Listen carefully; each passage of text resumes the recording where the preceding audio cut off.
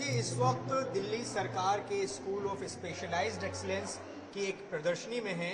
पहले आपको पूरी प्रदर्शनी की कुछ झलकियां दिखाते हैं और उसके बाद इसकी डिटेल्स आपसे बताएंगे। दरअसल आप देख सकते हैं ये चाणक्यपुरी में सीबीटी सेंटर में कल मुख्यमंत्री आतिशी ने इस लहर एग्जीबिशन का इनॉग्रेशन किया, जहां पर जो बच्चे हैं उनकी बनाई हुई ये आर्ट है। आप ये विजुअल्स में देख सकते हैं किस तरह की आर्ट्स बनाई हैं। ये एक नहीं है, कई ऐसी आर्ट्स अलग अलग तरह की अलग अलग फील्ड की आर्ट्स हैं जो आपको दिखाई देगी, वो भी हम आपको दिखाएंगे। लेकिन पहले इस आर्ट के बारे में समझ लेते हैं। यहाँ गोपाल हैं जो कि एक दिल्ली सरकार के स्कूल के एक छात्र हैं। गोपाल, ये क्या इस आर्ट को कहते हैं? Good afternoon sir.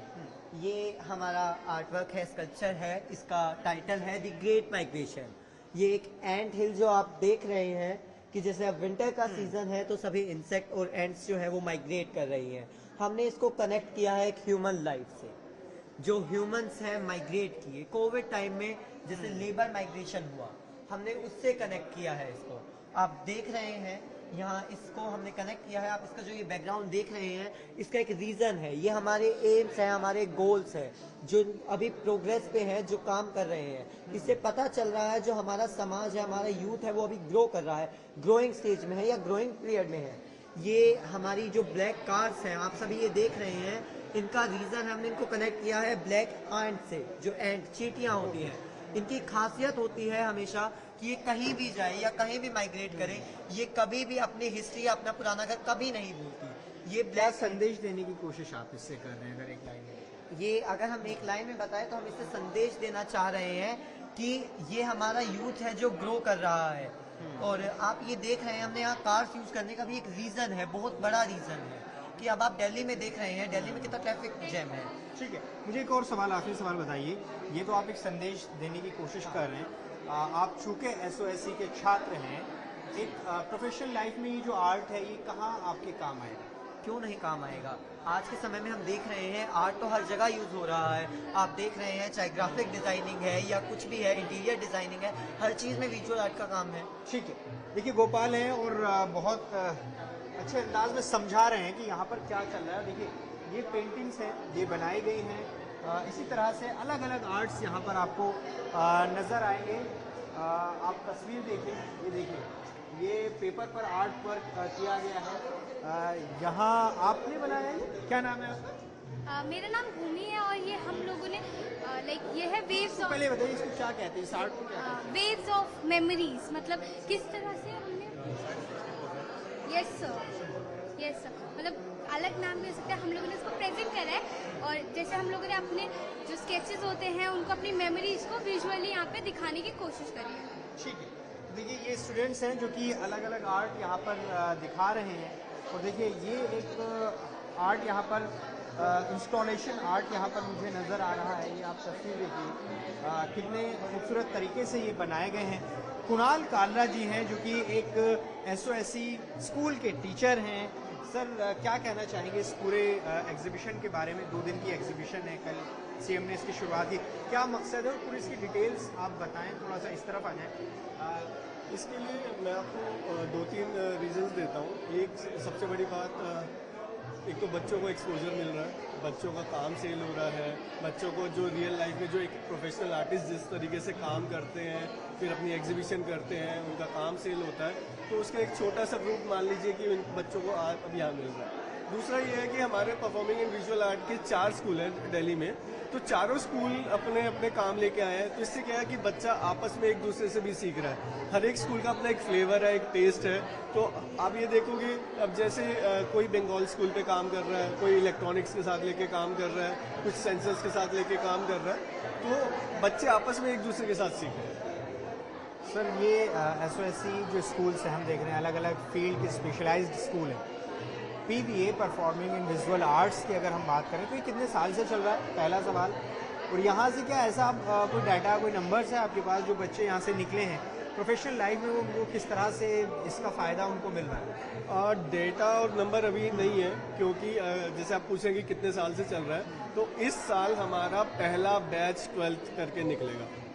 तो रियल लाइफ में वो जाके क्या कर रहा है, कैसे कर रहा है, लेकिन आई एम डैम श्योर यहाँ से बच्चे हमारे फाइन आर्ट कॉलेजेस में जाएंगे, यहाँ से बच्चे हमारे डिज़ाइन स्कूल्स में जाएंगे।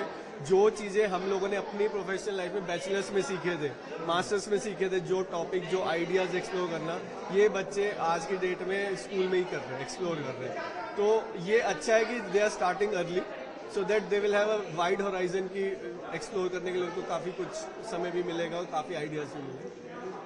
कितने आप 4 स्कूल्स बता रहे हैं, कितने मिलाकर स्टूडेंट्स हैं ये सब जिन्होंने एक स्कूल पे ऑन एंड एवरेज 102 बच्चे हैं, जैसे हमारे स्कूल में 102 बच्चे हैं, तो ऑन एंड एवरेज आप यही मान सकते हैं कि परफॉर्मिंग एंड विजुअल आर्ट, ये भी मैं आपको फाइन आर्ट का बता रहा हूँ इसमें, क्योंकि मैं फाइन आर्ट का स्टूडेंट हूँ, विजुअल आर्ट का, तो इसमें परफॉर्मेंस वाले बच्चों का काउंट अलग है, ठीक है।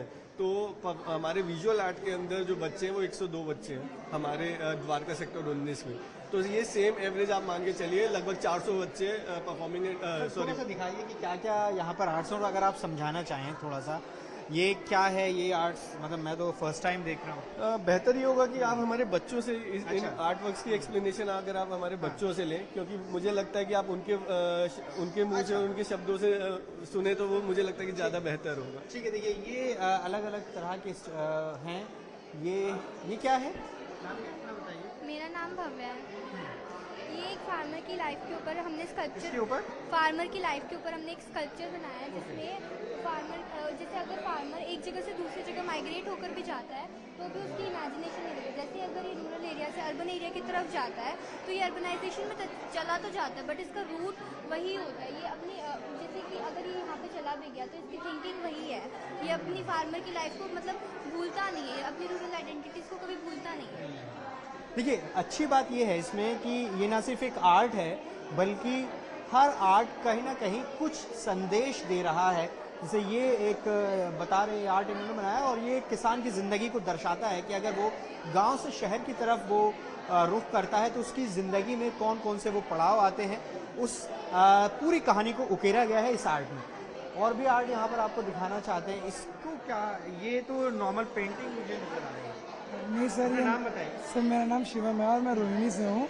और ये जो आपको नॉर्मल पेंटिंग्स दिख रही है, एक्चुअली ये नॉर्मल है ना, बहुत सारे कॉन्सेप्ट जुड़े हुए हैं।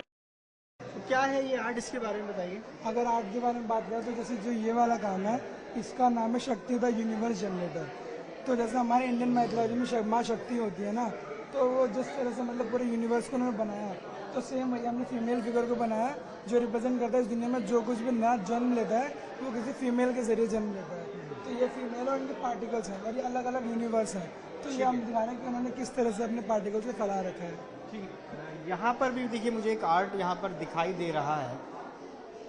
ये किस चीज़ का बनाया है यहाँ पर, ये कौन है यहाँ पर इस स्टॉल पर, कोई है?